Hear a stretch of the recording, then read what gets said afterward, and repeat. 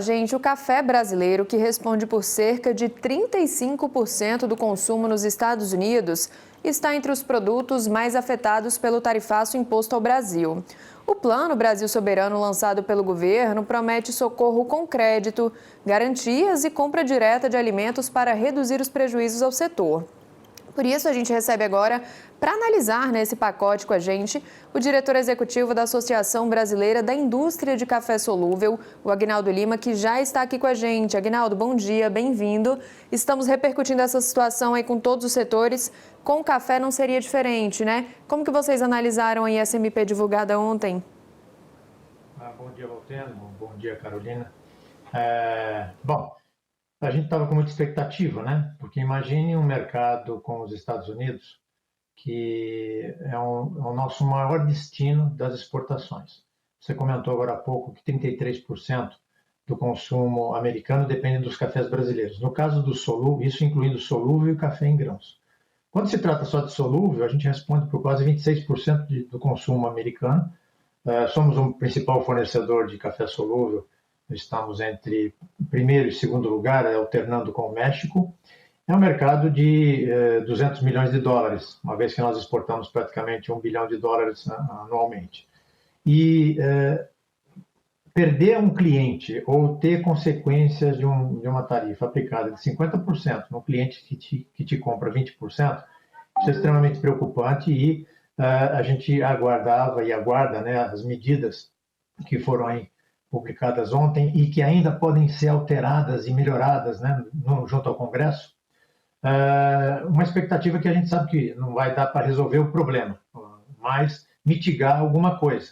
E a gente vê aí como uma medida que pode ser aplicada imediatamente e tem efeitos, é o Reintegra. Né? O Reintegra, de 3,1%, ele é uma ajuda, mas se ela ficar limitada ao mercado americano, ela fica um tanto quanto que inócua, porque você vai receber 3,1% de repente de um mercado que você não vendeu, de um produto que você não vendeu, então o resultado disso é zero.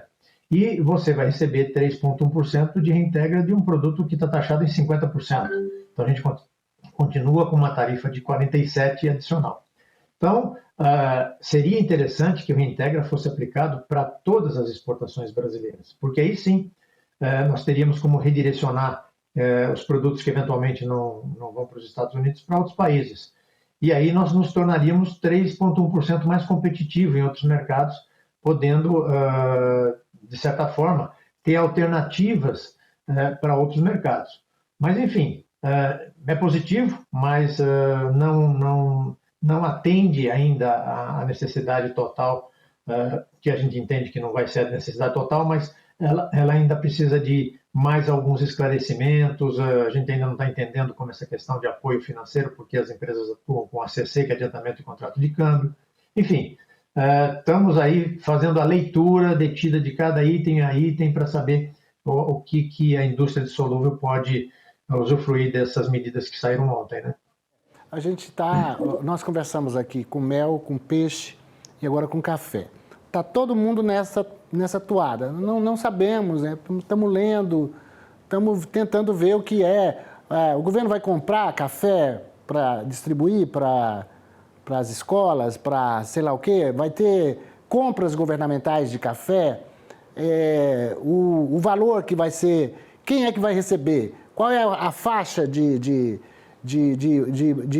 atendimento que vai ter? Qual vai ser o juro?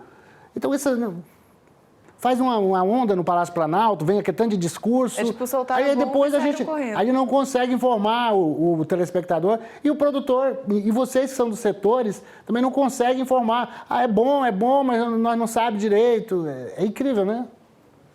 É mais ou menos por aí, Voltando. A gente está... Ontem, quando foram sendo anunciadas, todos nós nos mobilizamos, vamos sentar, com empresas especializadas, consultorias especializadas, inclusive, para fazer uma leitura ponto a ponto, mas tem muita coisa que ainda precisa... É até normal, assim que sai uma medida. Então, eu acho que hoje é o dia de fazer um rescaldo, né, de uma leitura bem minuciosa e avaliar, e ainda tem a chance de mudar, porque é uma medida provisória que foi para o Congresso, e lá ela pode ser até aperfeiçoada. Mas a grande questão essas são medidas paliativas, né? O que a gente precisa é de medidas estruturantes. O Brasil é um país de poucos acordos comerciais.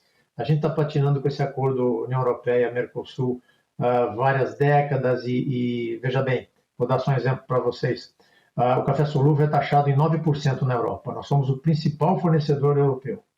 E a gente vem perdendo espaço. Por quê? O Vietnã tem acordo com a União Europeia, ele concluiu há 2 anos e tem tarifa zero, e é um dos maiores concorrentes. E ele vem aumentando a sua participação na Europa.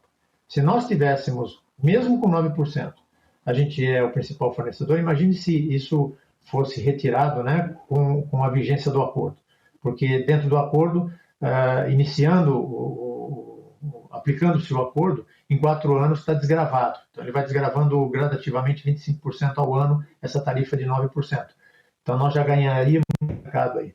Fala-se muito de China, mas a China tem uma tarifa em cima do solúvel de 12%, enquanto que com o Vietnã é zero, porque eles têm acordo com a ASEAN, via ASEAN.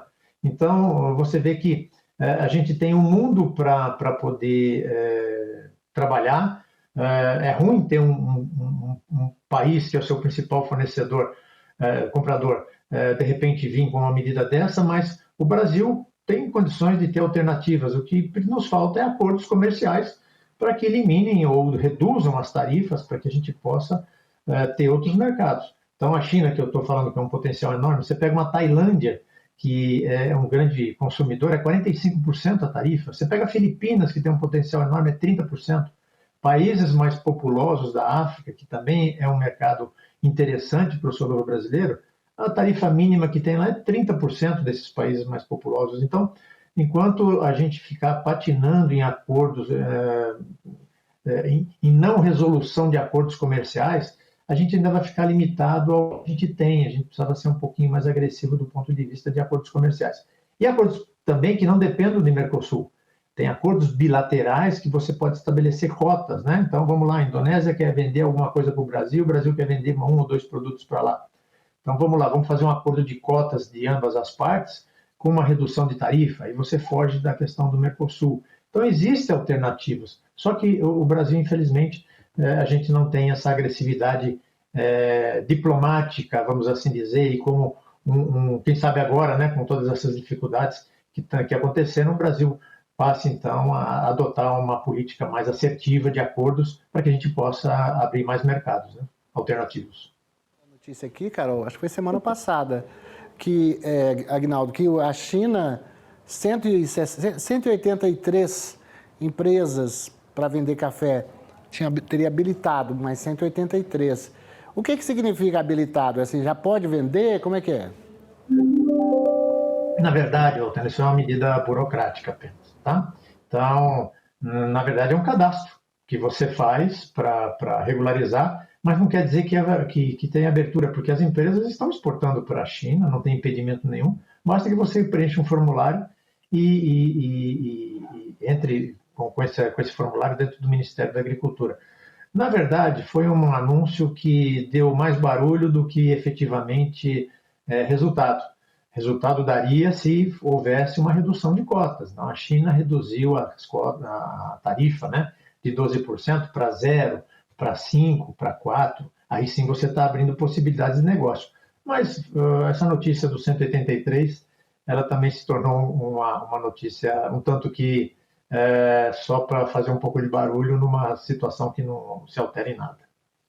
É inacreditável. E a colheita do café chegando aí para o final, quanto que a gente vai produzir? 60 mil sacas, é isso? 64 milhões de sacas. Né? 64 milhões de sacas. É uma boa produção, né? Não é excepcional, mas está lá nos topos, né? Não é isso? Então, é uma safra muito boa. Mantém safra boa, mantém a oferta que é necessária para o mundo todo, para o Brasil. Então, está equilibrado. A gente teve benefícios aí com problemas climáticos em outros países, então, por isso que o preço subiu tanto. E o Brasil tem conseguido se manter aí com produções que atendem o mercado. É até bom que isso aconteça, porque isso nos dá uma vantagem com os Estados Unidos, né? Porque são 8 milhões de sacas, incluindo o solúvel, né, que vão para os Estados Unidos. e eventualmente, se os Estados Unidos não têm aonde recorrer, pode conseguir mais 1, 2, 3 milhões de sacas, mas não existe mais café no mundo para que os Estados Unidos possam buscar. Então, quem vai pagar essa conta, com certeza, vai ser o consumidor americano e, de certa forma, vai pressionar aqui os mercados que são vendedores. Então, vai pressionar os produtores brasileiros e as indústrias brasileiras com alguma redução de preço também. Mas as coisas vão se acomodar, com certeza vão se acomodar, mas cria toda essa apreensão, toda essa perda de energia, né, que nós poderíamos estar colocando em outras coisas, a gente fica gastando tempo com essas maluquices aí que acabam acontecendo de tempos em tempos. Aguinaldo, obrigado pela sua participação aqui. A gente tem o maior interesse em acompanhar de perto o desenrolar dessas questões, que a gente só fala nisso tem um mês. E vocês ficam imaginando a agonia que é, né? Tem muita gente, emprego, né? Portos, toda essa logística toda de quem trabalha para exportar, é muito complicado. Mas, enfim, vamos trabalhar. Um abraço grande, tá? Tudo bom, obrigado a vocês. Obrigada, tchau, tchau, Aguinaldo.